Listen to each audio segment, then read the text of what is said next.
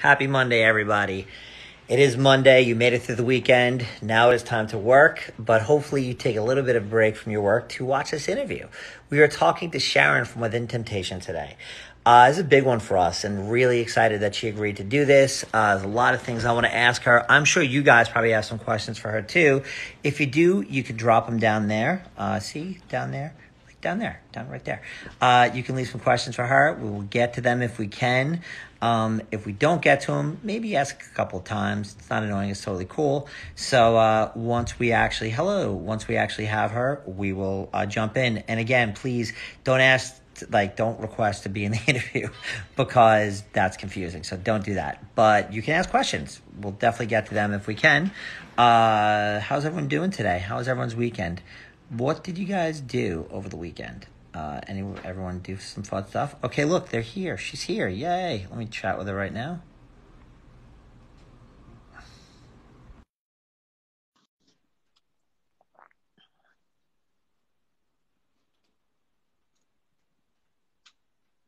Hi. Hey, how you doing? I'm fine, thank you. How are you? Very nice to meet you, and thank you so much for doing this. This is awesome. No problem, no problem. Welcome. I'm really happy to be here. So, Cool. So, actually, this is cool because you haven't played, I actually Googled it and I looked in our system. You actually haven't played Irving Plaza since 2007. yeah, it's a long time, huh? It's real Way long, yeah. overdue. I know. Well, in all fairness, you guys are too big for Irving Plaza. So that's why Well, yeah, no, it's okay. It's fine. That's why it's so cool that you're here doing this because, every other time, like we wanted to bring, you had to play the bigger places in New York City, which is awesome. So the fact that you're coming and talk to us now is super cool and we're really appreciative of it. well, you're most welcome, and I'm really happy to be talking to you now. So it's nice to get an update from both of us. I think probably. Yeah, I can give you a report. Oh, sorry. How is it for you guys now in New York? It's better. It's better. It was rough. It was a really rough couple of months. I'm sure a lot of people watching this are from New York and can tell you that it was scary for a while. Yeah. A lot of uncertainty. And unfortunately, in our profession as a promoter and somebody who works in concerts, there's still a lot of uncertainty. We're not sure when we go back to work or when the doors for the venues open up. And it's a tough time, but I think everyone's making do, trying to figure out other things such as this.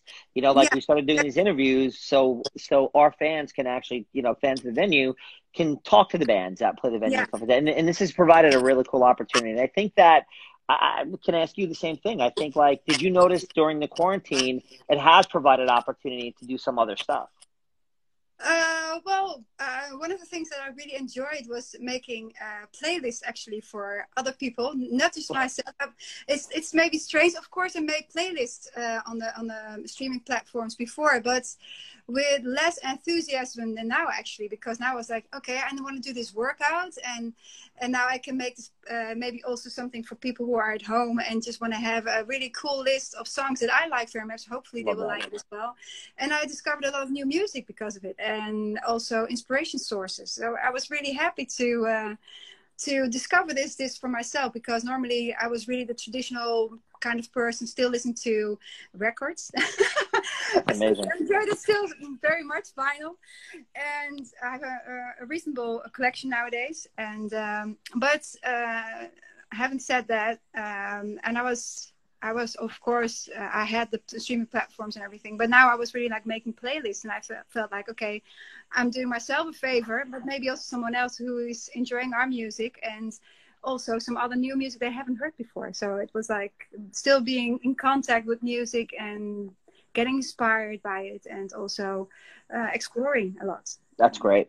It's funny you bring that up because one of the questions that I've been asking everybody in these interviews are about playlists, because I find playlists to be fascinating. It's a look inside someone's soul.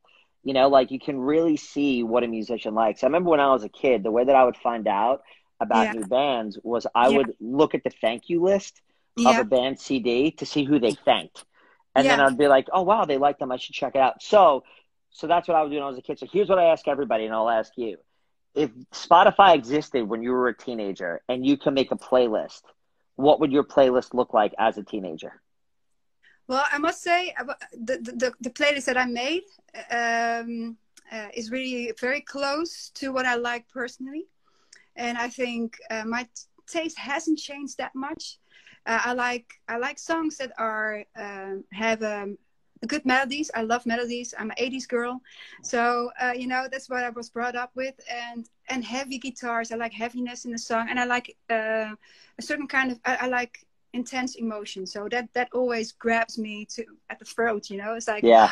It takes my breath away, and that's what that's what a song needs to do for me most of the time. And most of the songs I've chosen are actually like that on this list. The playlist is called the Corona Quarantine Sweat It Out Workout. At the time, I found it a very original kind of name for my set for my playlist, but you know, there's so many Corona quarantine kind of lists now that it's like confusing for a lot of people to find it even. But if you go to our band, of course, on the streaming platforms, you can find it underneath there. And that's awesome. So what I like also about it, it's all high intensity songs, and that's what I like.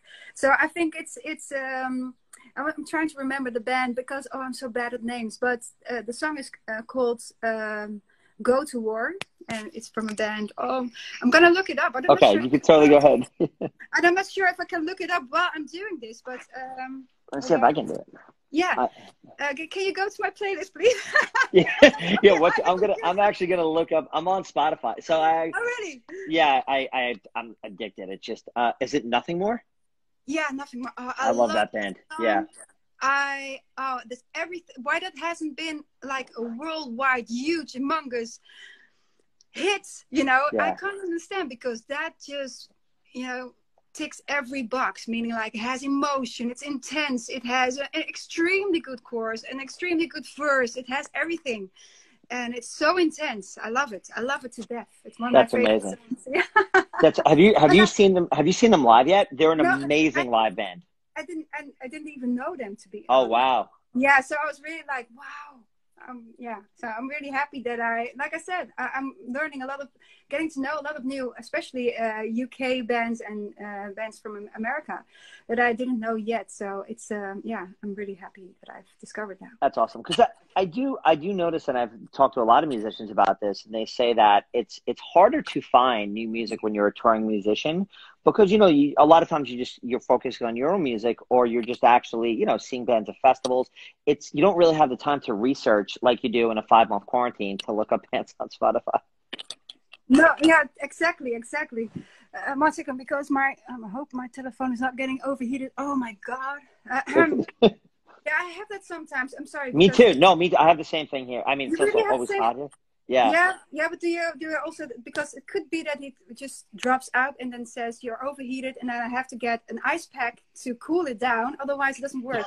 And then I have to get into contact with you again, but it could happen because it happened to me already like several times. I'm so ready for a new telephone. Anything can happen in these Instagram interviews. Everything can go wrong, and it happens all the time. Exactly. We're equipped. We're ready. Don't worry about it. Okay, grab some ice. We'll be here. If you see me drop out, then it's probably because of that. There's no other reason. I'm really enjoying this. So we'll save your space. I promise.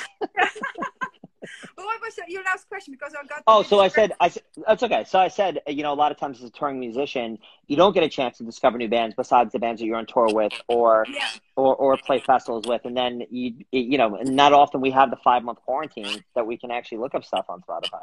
No, totally, and I must say that normally I don't want to explore that much, because I still want to be like not too much inspired by too many things. But you know, it's like, I think maybe it's the opposite. Maybe you need to be inspired, and you know, it doesn't mean that you're going to write the same kind of thing, but you will get inspired by the emotion, and it will get you to write new stuff again, because you do get inspired by a lot of talent out there. So it's well, I think I can speak on behalf of a lot of people that are a fan of your band, that it's impossible to put Within Temptation in a box, because you're not one kind of music. And, you know, that's why I was like actually excited to ask the question about your influences when you were younger, because you can hear a billion influences when you listen to your band. You know, there's not like, I can't compare a band to Within Temptation and say like this band sounds like Within Temptation. Like it's not fair to put it in the category. Is that a fair thing to say? Do you agree with that? Froze. She froze. 1 sec. Maybe she dropped out. We will see. I think she's frozen. I don't know if that means her phone overheated. You guys seeing her?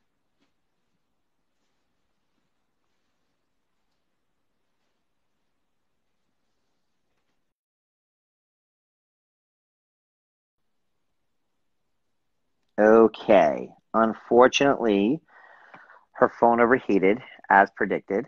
So hopefully she comes back. Let's just hang out for a sec. Again, I'll say this.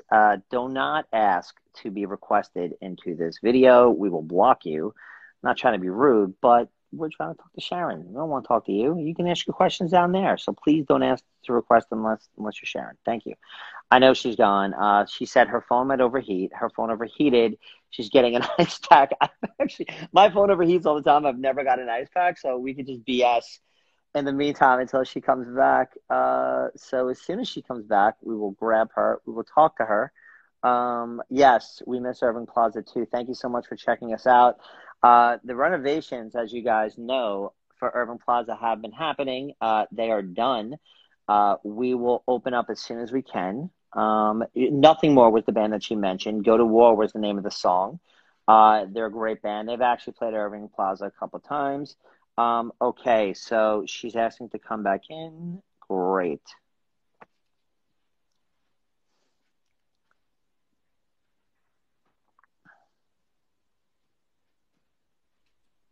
I'm sorry. That's okay. Did you get an ice pack? What just happened? Did you get an ice pack? Was it your phone? Did it overheat?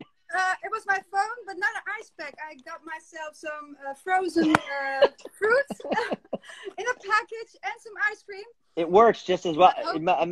Kill two birds with one stone. If you're in the freezer, get the ice cream. Yeah. So I was thinking, I'll immediately get some ice cream for myself. I'm sorry I can't share it with you. I've had so much ice cream. Honestly, I actually had surgery 2 weeks ago, and I feel like after you get surgery, ice cream is just a universal food. So everyone just kept on sending me. I'm like, please, and the quarantine. So like, just all the ice cream in the world. I'm good on ice cream, but thank you for the offer. You've seen enough of it, and had enough of it. Can you believe too much ice cream? But I've had too much. So yeah. Okay. I remember your last question, which was my influences. Yeah. When I was a kid. Yeah. Well, the thing is, we're a band of 6 people, and everybody was brought up with certain influences. So like, our bass player was a really Yes fan, and Robert, my partner, he was and still is very much a Marillion fan. Wow, that's and cool. then we have Ruud, and Stefan, who are both very much Iron Maiden fans. And I grew up loving so many different kind of stuff. And Martijn, our keyboard player, he is more of the Clannad and Enya and film music. Wow. And that's what I love too. Dead Can Dance, Enya, and so that's how we started out actually. And I was always a grunge girl. I loved Nirvana, and I loved Tori Amos, and I loved even something totally different, Dolly Parton. And because it's not like I cling to a certain kind of artist. It's more like I love songs of persons, because songs get me. It's not the artist behind it most of the time. But I must say, if there was ever one artist or band that's really was my favorite band, that was Nirvana. I was really a grunge girl. Yeah, I loved it. It was, I mean, they were groundbreaking, there's very few bands. Yeah. And, because, especially in the States, metal, like glam metal and stuff was the only thing on the radio at the time. Then when Nirvana came, it changed the game, and like, yeah, totally. It changed the game. And what's amazing about Nirvana is that when you listen to them, they are so eclectic. They're not they're not one kind of band.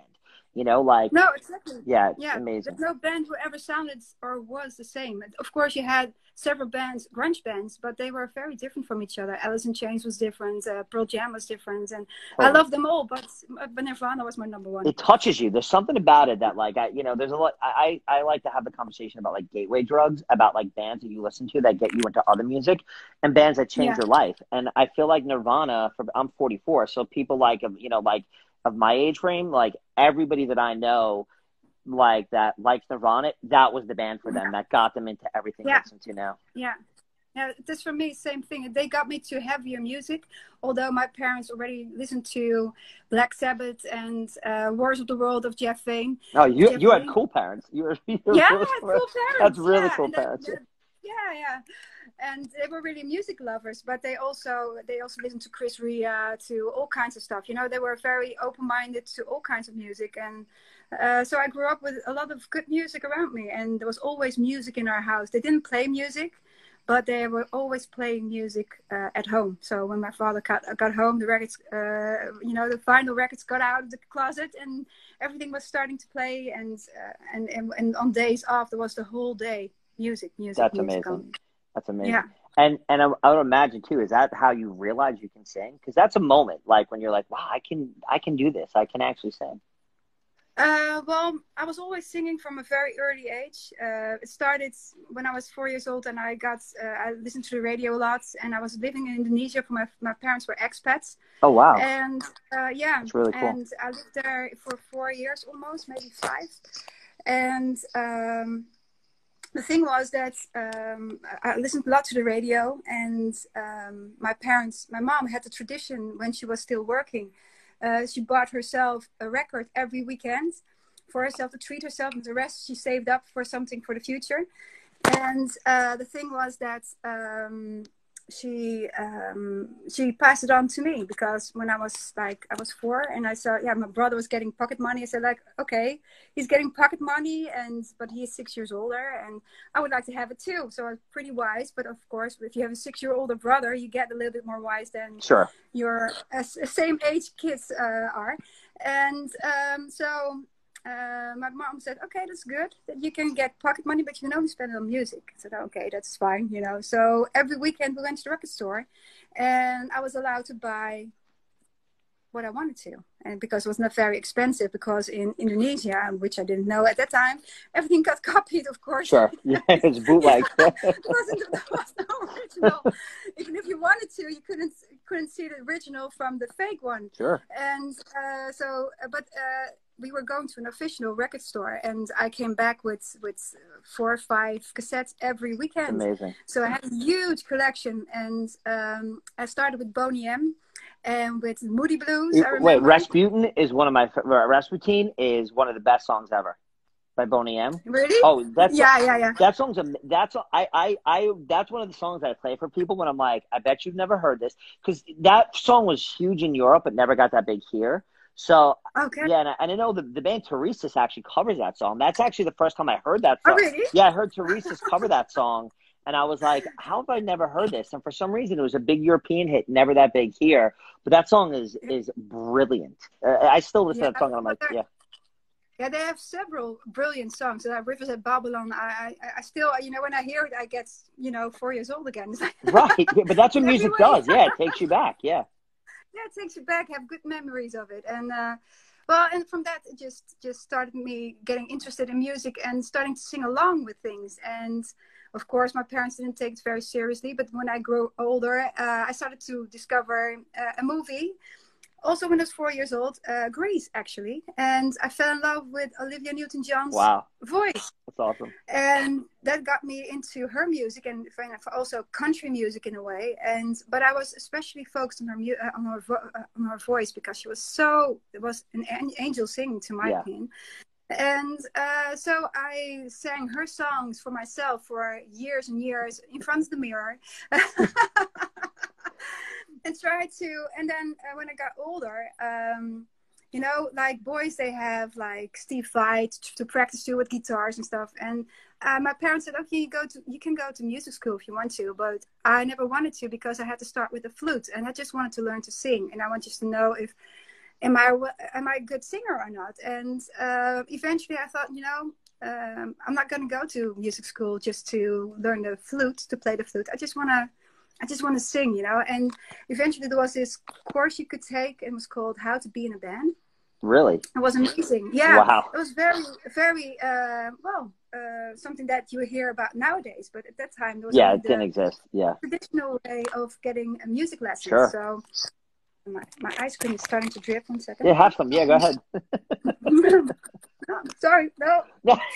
What flavor is that? Is that what kind of ice cream is that?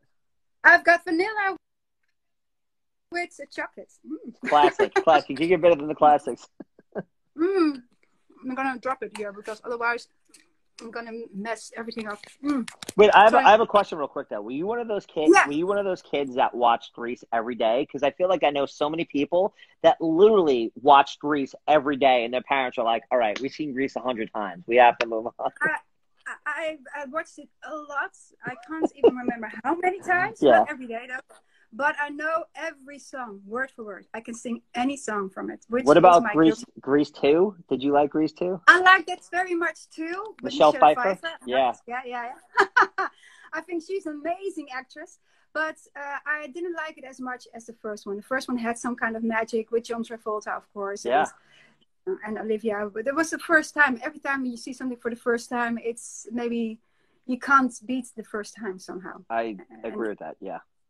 I agree with that. That's true. Well, that's super cool. Like, yeah, I think, and I love asking those questions to bands because the answer is always surprising, right? And I think what's super cool now is that your fans watching this will watch Grease tonight. Well, they try and think, why did she like this? But there's something about it. A couple of years ago, I don't know if they did the same thing in Europe, but they re-released Grease in the movie theaters here. And yeah, I heard about it. And they did sing-alongs, eh? It was I actually went. It was super cool. Like, no! People dressed up. They were like in the aisles dancing. They were singing. I would do that. Because, completely. But how cool is that? Like, that's an experience. Like, I think there's certain things, whether it's a live performance, like there's certain, Rocky Horror Picture Show. There's certain movies or certain bands or whatever that it's more of an experience than a singular thing. And you froze again. Oh, no. Okay, hopefully this isn't a real freeze again. This is just a temporary freeze. Maybe she got some ice cream on her phone. Oh, no. Oh, boy.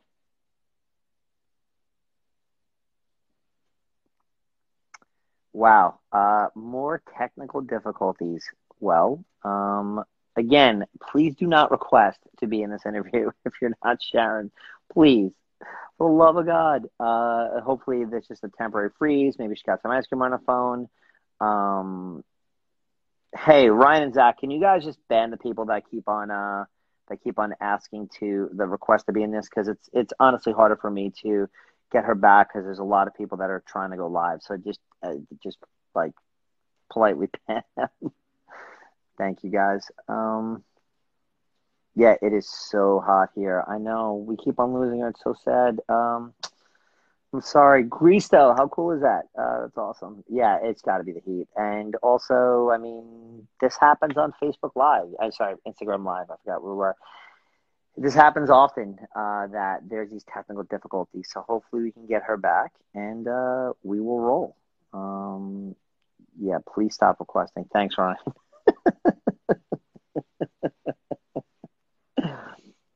I appreciate it. Okay. Hopefully we can get her back.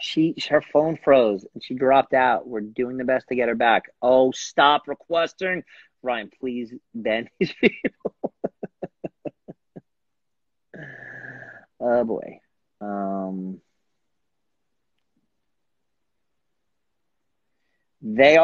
Hey, it's a tortoise. He's okay. He's hanging out. I actually got a snake this weekend. I don't necessarily have a name for the snake. While we're waiting for Sharon, if you guys want to actually give me some snake names, as long as they're original and you don't say like Jake or something, I'll consider all names. So some snake names. That'd be great. Yes, that is Kermit the Frog. I have a pretty significant Muppet collection.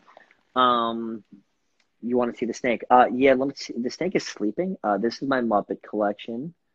Show us the snake. The snake is, let me see. Give me 1 second. See if you can see him. You see it?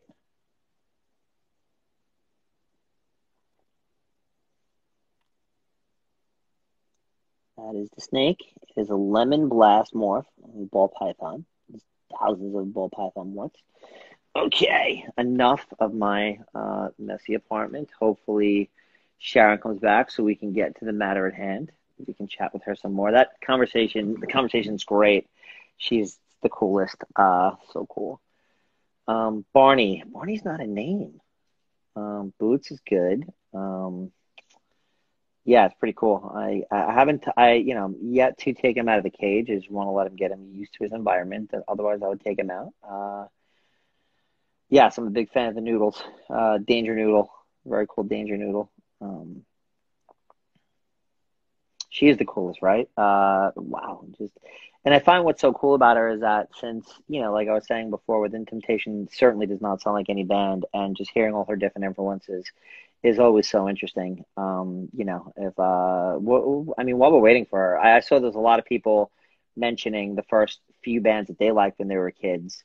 Shout out the band that changed everything. I saw some Green Day, I saw some Evanescence, I saw some Within Temptation. What's the band that changed everything for you? That made you realize you love music? Because there's that band for everybody. So let me know who yours is, or you can chat. Let me know while we wait for Sharon. Within Temptation, definitely. Yes, I get it. I totally get it. I totally get why they're such an important. Alanis, that's a great one. Jagged Little Pill. The Jagged Little Pill was actually recorded live in one take. Pretty interesting. Very few people do that. Tarzan Nightwish, Within Temptation, great ones, of course. The Cranberries, R.I.P. Amazing band. Oh,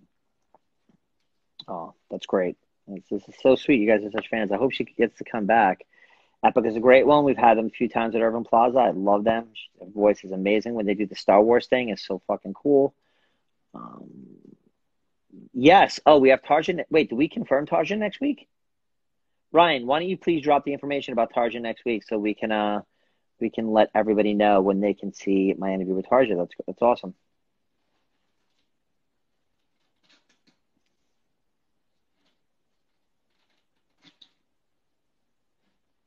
Cool. That's really great. Evanescence. A lot of Evanescence love. That's super cool. I get that. Yeah, I also do like a lot of metal and female-fronted metal. If you guys haven't heard Cellar Darling, which is Anna from Eluvati, they're fucking amazing. You should check them out. They're one of my favorite bands. Obviously, Arch Enemies, fucking cool as hell. Obviously, Epic I think is super cool. Amaranth is cool. Yeah, just tons of great bands out there. Fucking Lacuna Coil. We anybody watching here went to the 2 Lacuna Coil shows that we had last year at Gramercy Theater. The shows were amazing. They are such a fucking great live band. Yes, I love LUV. They're one of my favorite bands. But yeah, check out Anna Murphy's new band, Cellar Darling, which isn't new. It's 2 years old, but yeah, it's fucking so good. Yeah, guys, please, I don't want to give the speech again about requesting, but don't request. Yeah, let's talk about this real quick. Since we're in New York and we don't know when this virus or when the bans of the virus are going to end, it's hard because I don't know when a lot of these bands we'll see again. Hopefully we can see them soon. A lot of the bands that you guys are mentioning are bands that we were in the process of trying to have come back, trying to book. And unfortunately, we're not able to. So hopefully that lifts when some of the bands stop. But hey, Ryan, can you do me a favor? Can you just maybe chat with her team and make sure she's coming back? I know her phone froze, but just kind of check in with them. That'd be great. Thank you. And again, if you guys do not ask to go live, because as I'm waiting for Sharon to come back, too many pops up. So please don't ask to come back. I mean, we'll block you if you do. I mean, not that we're jerks, but we just, we want to talk to Sharon. That's why we're here. We're here to talk to her, not you. You can ask questions down there. Yeah, Smiley Balloon. Watchmen. You guys watch The Watchmen? You guys read The Watchmen? The best comic probably ever. Probably one of the better TV shows that I've ever seen. Smiley Balloon. Cool.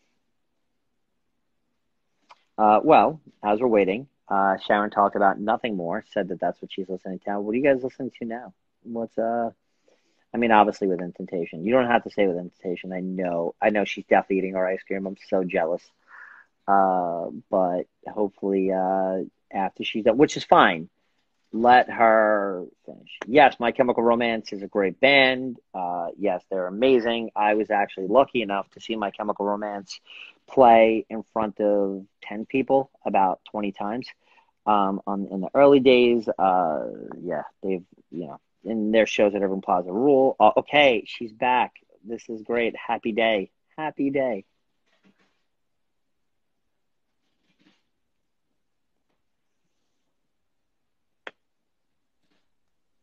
Hi, We're here. so sorry, everyone. No, it's okay. It's okay. Don't worry about it. I was catching up. Professional. I'm really gonna get a new phone. I promise. No, it's cool. Me and the fans were catching up. We were just talking about music. I've got all the time of the world, so don't worry. It's totally cool. Actually, what's funny is that these things end after an hour anyway, so we're good. So we have another half an hour. Yeah, we. No, but what's super cool though is that as you were gone and we were just like everybody was talking. First off, all the fans that are here are so cool. Everyone's awesome. Oh really? Oh. Yeah, everyone's like so sweet. Everyone's so nice. But everyone, when I asked the question again, like I asked you, like what was some of the bands that your gateway drug that got you into music? Yeah. So many people said Within Temptation. Like really? most. Yeah, that's awesome that you guys had that profound effect on so many people and got people into music. So look at that, your fans are speaking up. That's the best compliment you can get, of course, as a musician. Thank you. Yeah, of course. And I think, and again, getting back to what we were saying before about how like when you were learning how to be in a band and it's hard to like actually figure out, like, put in a box and say this is what I want to do, and you guys never did. Like you said, influence of 6 people. You never did. I mean, there's something very unique about your band. It's, I mean, can I say danceable metal? Is that fair? I find that I see it as a compliment. So don't worry. Cool. No, I think it's because we've always embraced melodies, I guess, and then it becomes easier to listen to sometimes. Maybe I don't know. Maybe for metal standards, maybe, I don't know. And I think there's more bands like us who also embrace melodies a lot, and I think that's also the reason that you say danceable metal. I can agree with that. Yeah, and it's also what's cool is that I remember going to Europe in the 90s for the first time and going to clubs, because here in America, when anybody think of clubs, they think of dance music. Yeah. But I remember going to Europe, and I remember specifically going to a couple places in the Netherlands that there were rock clubs that played metal, and I was like, this is so cool. Yeah. They had special days also, like even the Milky Way or Paradiso in Amsterdam. Both had special evenings where they had, any band played there. I think Nirvana was played there also. So it's in the Milky Way. I know they did because I missed that concert. I wasn't allowed because I was too young for my parents. They didn't want to let me go, and I wasn't bold enough to just go and think like I'm going to do it anyway. But then I saw the footage later back, and they were trashing the stage, which was a lot of high intensity of everything, of emotions and music and rock and roll going on. I was a bit too young, maybe still, if I look back. I would have loved to have been there, but I think I might have been, compared to the rest of the visitors, I might have been too young. Yeah, I was lucky on my bucket list. Well, on my things I saw Nirvana. I saw them 3 times. No. Oh, amazing. Yeah, I saw them. I saw them twice at Roseland and once at some place called the New York Coliseum. But when I saw them, they played Serve the Servants first, and the only time in my life I've ever fallen down in a crowd. Because it was just, people were just so wild. Like you said, like there was something about that's funny you said that like when they played Amsterdam that they ripped the crowd, the club apart because the excitement was so high. Like just everybody was so enthralled by them. Like they had this power over the crowd. Yeah, totally. And you couldn't stand still. It was just immediate, always moving, always, That sea of people. Yeah. Well, that needs to. How much do you miss live crowds? How tough's it been when not performing in front of people? Well, we did the stay at home kind of concerts, which is not I think for the time being, it was also nice too. But at the moment, I'm really like, I rather at this moment, you know, maybe there will be some reason why we will do it again. But for me, it's more like I miss looking at the screen. It's nice, but it's not the same, you know. And playing acoustic is also something nice to do during a set, but not completely only acoustic, because it doesn't bring the emotion out that we want to give to the crowd. And also to see the crowd is another dimension for us, of course. And so we miss it a lot. And I'm really happy, even happier about the fact that we were allowed to broadcast a lot of our shows that we did over the years. And so that helped a lot to bring across that thing that we do like to do, but of course was old shows, of course, but still better than the the acoustic thing for us is nice, but yeah, it's not what gets us excited personally. Well, and because you guys, like you said before, you like emotion and you like drama and you like in music, and you guys actually, your live shows are that, correct? Like your live shows, it's a production. Yeah, that's true, and that's something we also, because that's something we enjoy doing as well, like putting the music together. We put as much effort in the music as in the live shows, because we think that's can be a part of the show, you know. It's like it will make to our opinion things more intense in a way, or more like one big one big picture. It's like, otherwise you leave out the color or something, you know. So in a way, not like it's that heavy, but for our kind of music it really helps to do the show visually also as much as the music. Because it's very much so a rock opera, because your voice is so operatic that like it definitely lends it. It's almost like you're like we're talking about Grease before, how like it's an overall thing, like people are dancing, they're singing. Like when you see you guys, it's an overall sensory overload, where it's like not just like straight up like, wow, this music, everything is great. Well, thank you. Really? I'm happy that your experience is like that. Yeah. No, but I think, you know, obviously when you see him, like, you know, as a promoter, I see 100 shows a year, probably actually 200 shows a year. And it's the ones that stick out in your head. You know, it's like the people that you actually watch and you're like, you take every aspect of it very seriously. Yeah. Well, it's also because, you know, it's a little bit like if I would be in a show of someone else, what would I like to see? And that's what we're trying to put on stage. And I enjoyed always very much the Iron Maiden shows, and a lot of big heroes from the past. See my nowadays as well. My trooper poster in the back here. But you know, Marilyn Manson also does always an amazing show, and cool. Yeah. So we saw a lot of cool bands in, you know, over the years, and still they are very cool, and they're still putting out an amazing show, and that's something that inspired us to do also in our own way. That's awesome. And it is cool that you made it available online, like, because that's one thing that, you know, I remember when I was a kid, like actually recording someone's performance was frowned upon. You never did that, right? Like I remember like you talked about before, like the bootlegs in Indonesia, but bootlegging shows in the States was like a bad thing. You can never do that. But now I find like a lot of bands, because you put so because you put so much effort into it, you want people to see it. True. Yeah, that's true. But but you know, those bootlegs are there anyway, so it's and some of them are actually put a lot of effort into it. So I saw a lot of them from Mexico being made there, and they were pretty amazing actually, but I won't promote it too much, but it's don't get me in trouble, because it's flattering to an extent, but you're like, but also like, it's a double feeling to it, you know? No, I understand. I know that on the other hand, it's nice to have it for yourself as well sometimes, you know. It's like, okay, wait, it was a really nice show. No, I get that. So one of the things also that's super cool about you guys is that, like, we talked before about 90s influence, and you have the coolest collaborations on your songs. And you sang a song with Dave from Soul Asylum. How cool is that? That's so cool. So cool.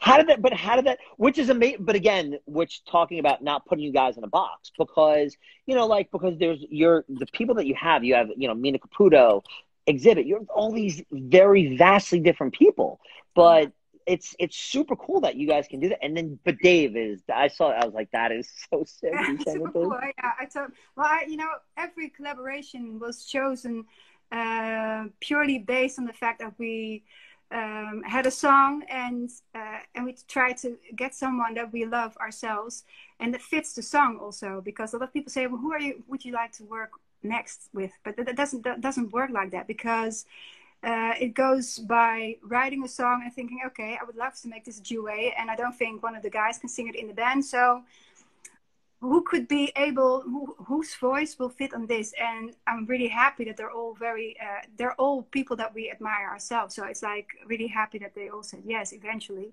Well, that's cool. So that's how you do it. So you don't write. So you write the song, and then you're like, this is who, and then you go ahead and get them. Yeah, exactly. That's really awesome. Yeah, and then you hope they will say yes, of course. Same was with Tarja, that we wrote a song. It's like, okay, this would really fit with Tarja's voice, you know. It's like she had an amazing operatic voice. And with everyone, with Mina Caputo, the same thing. Always been a big fan of Live Agony. That voice. Classic New York voice. Yeah. And also always been a very much type negative fan. Unfortunately, we were too late. But would have loved to been working with Peter Steele as well.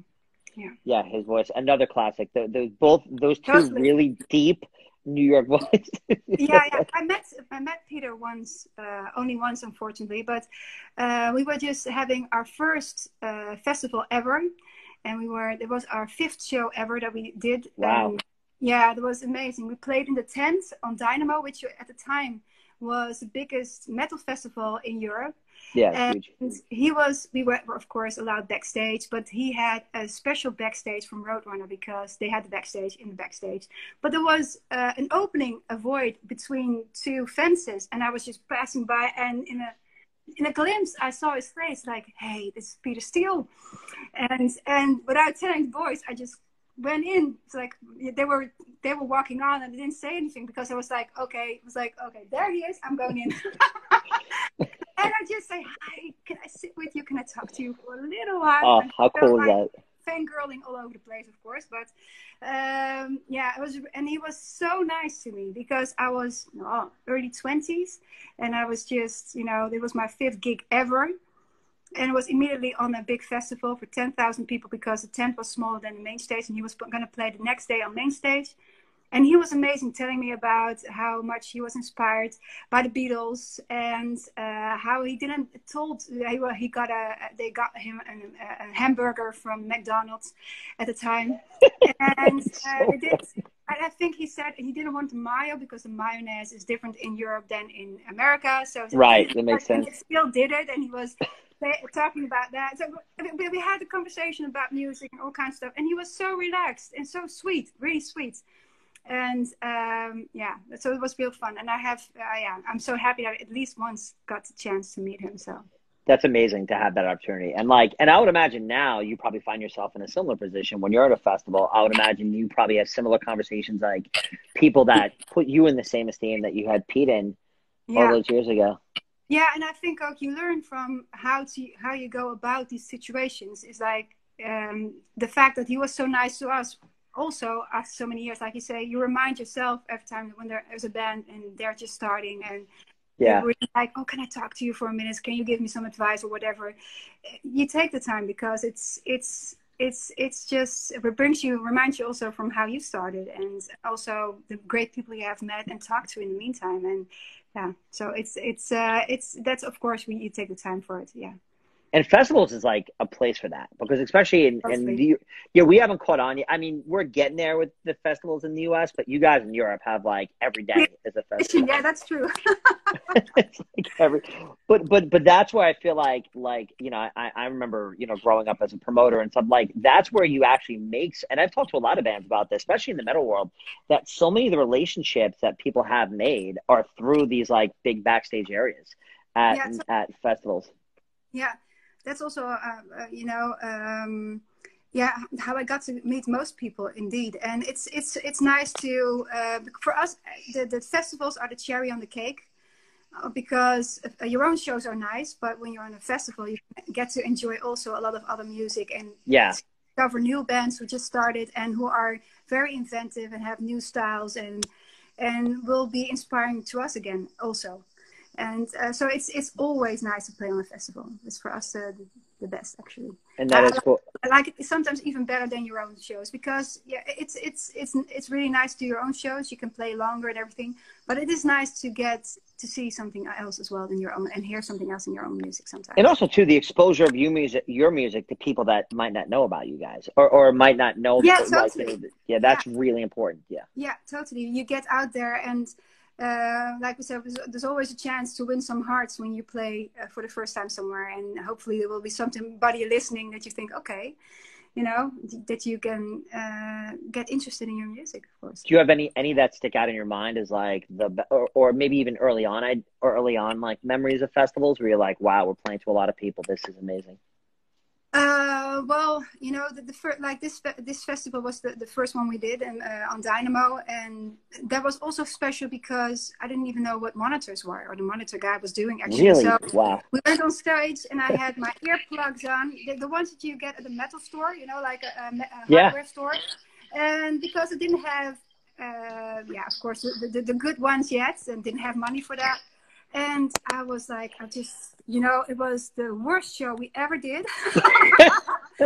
And after that, I learned very fast what a monitor guy is supposed to do, because we only had money for, you know, front of the house. Right.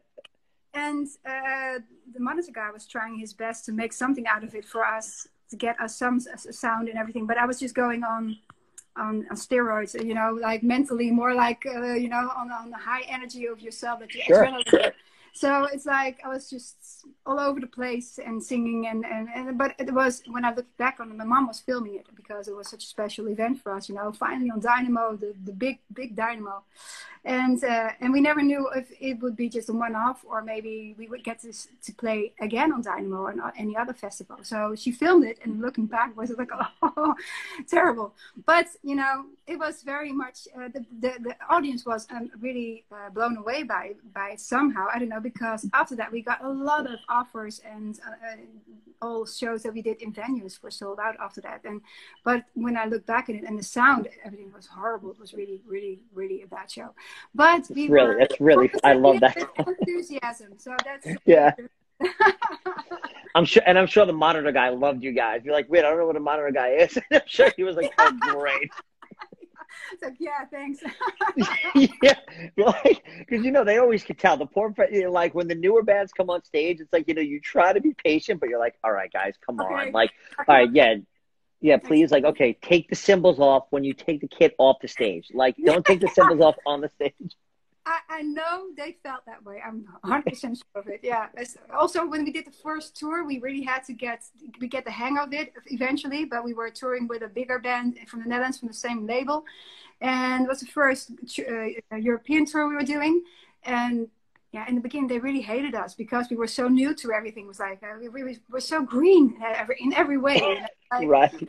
We had to learn everything, but we were very, like I said, we were very enthusiastic, and I think that was the reason that people eventually said, well, you know, we'll give them a break.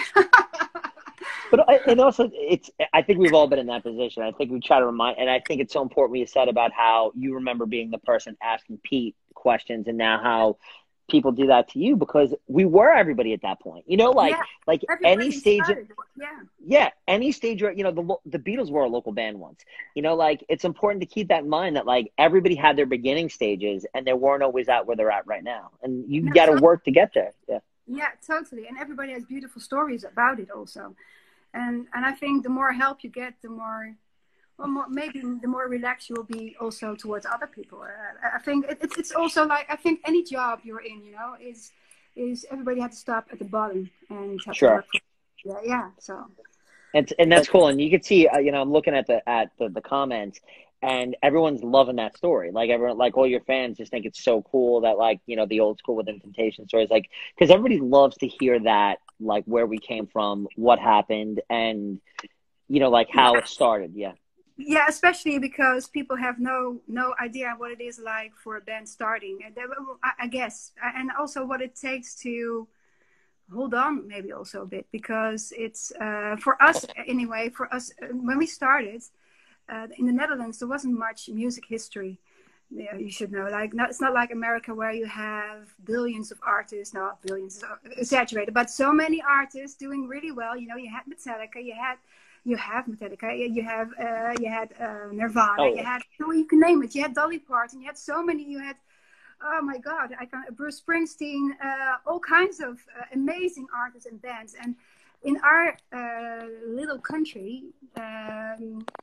We had Shocking Blue, but that was the only one who got out of the Netherlands, who got success outside of the Netherlands. We had the Golden Earring, but they had got homesick, so they didn't pursue their dream eventually abroad. But they were Radar Love Golden Earring. They're yeah, from very that song. good. Yeah, amazing band. White Lion's like one of my favorite bands ever. And White Lion covered Radar Love, so that's why I know it. Yeah. Oh, cool.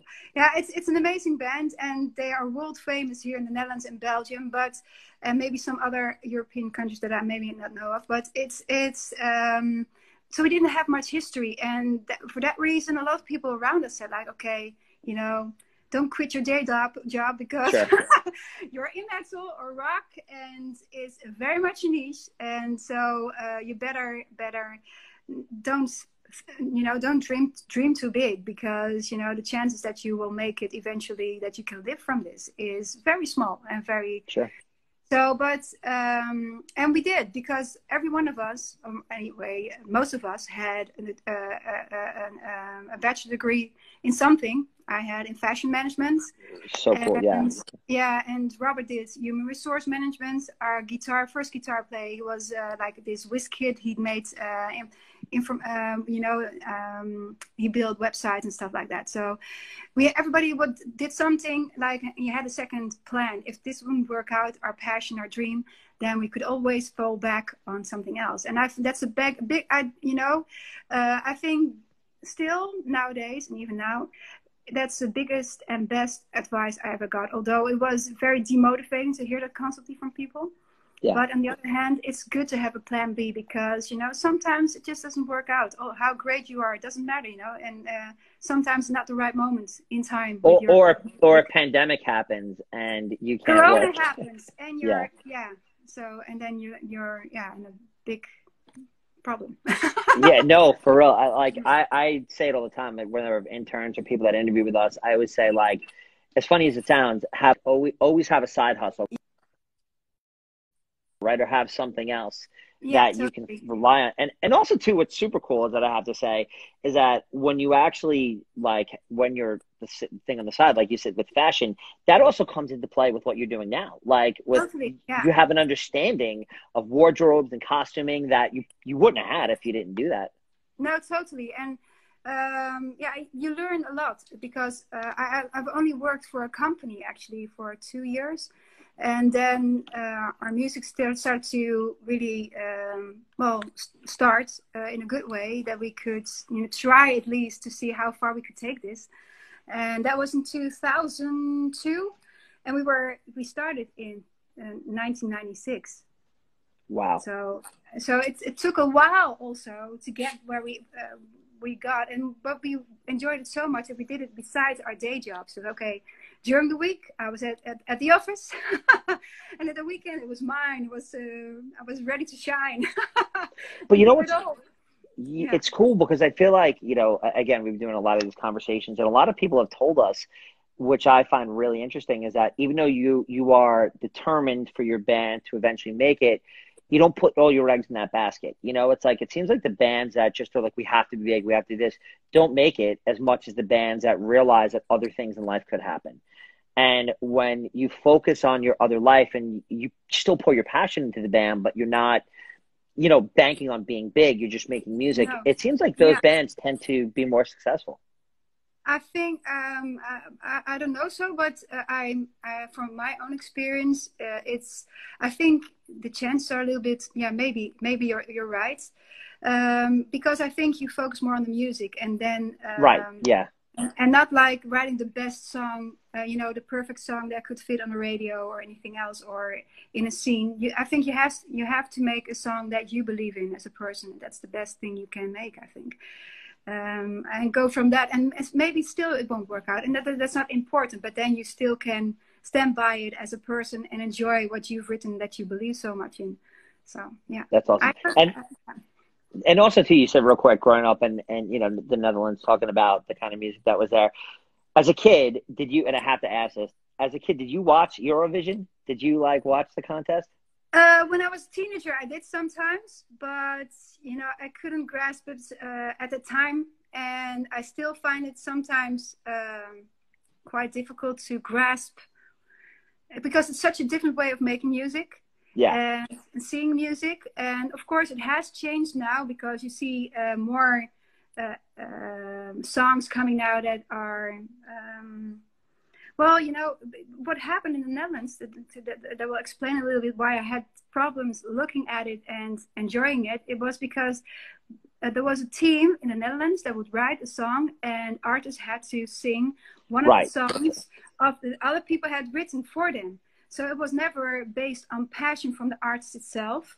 And it came from a different world for me. And nowadays you can see that there are artists that write their own stuff and are allowed to do their own thing, more or less, also because they say, otherwise I won't participate. And like Anouk, who did this from the Netherlands, she's an amazing singer and she's well respected by metal and rock and anybody who likes pop, all kinds of music. So it's she participated where nobody wanted to. So she changed the image a little bit of how people looked at it. And still, I feel that we as a band don't have anything to do with Eurovision because of the fact that, you know, the only reason that they asked us in the first place is the fact that we are so known in a lot of countries who are participating. They hope they will vote for us because we have fans in all countries, and then eventually we would eventually win. But I think I don't want to be used for that because I work so hard. I work so hard to, you know, to do my own thing, and then I would be pushed in a corset in somehow again, and it doesn't feel right. So when I had my solo project, I just was thinking maybe, you know, is it something that I would fit my music, and I eventually came back to the same conclusion. It doesn't work for with Invitation, doesn't work for my Indigo, which is my solo project either. Although it's very different music, but it wouldn't feel right because it doesn't. It's a different way of making music, and I respect what they do. And it's a special show for a different kind of music, a different and it's the reason why I ask. The reason why I ask is because obviously, you know, there's that Will Ferrell movie that's on Netflix, Eurovision. I love it. Oh, it was the best I've seen in a long time. Ding Dong. How good is Yaya? But I ask because a lot of people in the U.S. don't know what it is. So like, and I'm sure there's people here that are watching that probably figured out what it was from that. And like, and I did a deep dive because I kind of like. You think that it's not even a parody because it's very close to how it's like in real time. So that's why I enjoyed the movie also very much. It was amazing. And that's how it is, right? Perfect. Yeah, it sums it up. All of it. Yeah, exactly. Yeah, we don't know what that's like. I mean, obviously in the U.S. we have a million, you know, Americans Got Talent, The Voice, all that stuff. But we don't have, you know, so and that's a similar thing where people aren't necessarily writing their own song. And now I think they are, but for the most part, people covering stuff. By the way, okay, so the timer just came up that there's a minute and 50 seconds left. Yeah, I'm just going to say one more thing. Yes. And that is, there's going to be an American version of the Eurovision, actually. I read it on the news. Really? A few days ago. I don't know if you know, but... I didn't know. That's huge. Yeah, so I don't know what kind of way they're going to make it or what kind of concept it's going to be, but yeah, there's going to be an American version of it.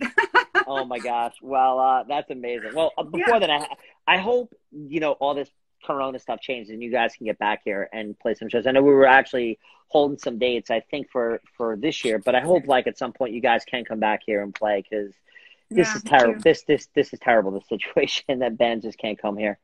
I totally agree. And we really miss touring. And like I said, you know, it's the worst thing is that you can't do what you love. And that's but yeah, I can imagine for you, it's just the same, you know. So it's tough. Yeah, it's been tough. It's tough, but it has allowed me to do this and talk to you, and this has been super cool. Likewise, this was a really nice chance to get in contact with each other again. Yeah, this is great.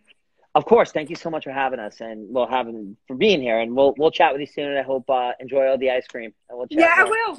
I have to because I had to. Yeah, go anyway. get. Well, thank you so much. We'll talk soon. Okay, thanks so much. All right, see you. Bye-bye. Okay, unfortunately, these things, I still see the timer. I have 23 seconds left. There's a million things I wanted to ask, but unfortunately, we didn't get to them because this timer and technical. But thank you so much. Oh my gosh, how awesome was she? That was great. This was great. You guys are awesome. Everyone's great. We have a lot of interviews coming up this week. The Melvins, August Burns Red. So yeah, Taria next week.